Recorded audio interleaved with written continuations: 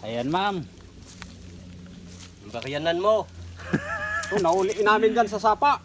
Yan. Yan ang bayaran mo. 400 yan. Wild duck, wild duck. Pangatlo na yan. Ay ko, Bukas na naman isa, pang-apat. wild duck ito, wild. Wild duck, wild duck. Ay, sabi ni mamatay din si Abaw pag hisyo. Ang hawak ni Maydima, masarap yan pag may level. Lalo na talaga. Pag may libil yan. Hindi ka kasi nagpakita, kaya walang level.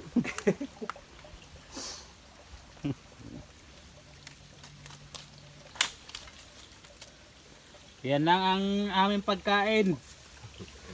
Kasi walang budget. Lugi ang Pilipino.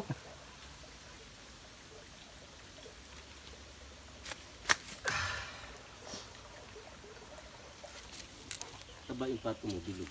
Ano ba talaga yan? Hindi ako nagkakatay ng hindi mataba, hindi masarap.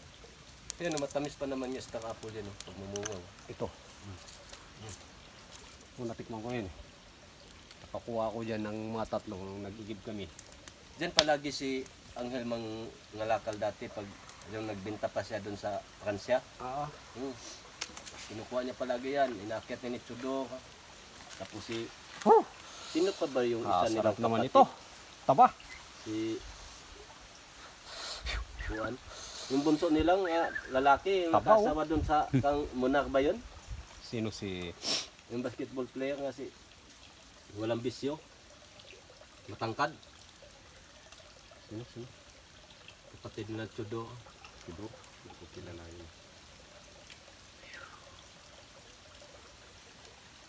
Yun siya natin na maayos tayong kakain eh. Huwag mo nagmamadali. Eh pag nagugutom may sagi ko. Wala eh. Ang bilis ng oras eh. Hindi pumunta yung pamangkin ko. Patakbuhin ko sana sa taas. Kuha ka doon sa level.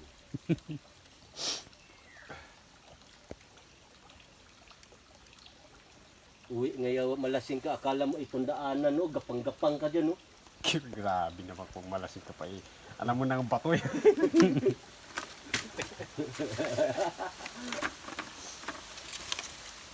Baka dito binaon siguro isang drum nga ba, nayamanan pre. Ito? Oo ito. Hindi natin alam. Kaya talagang meron yan. Kasi sino bang tanga na nag-ano-ano ng bato dyan na naglagay ng sign kung sign yung ano na yan eh. Kanji sign yung ganyan eh. Kanji ang tawag dyan.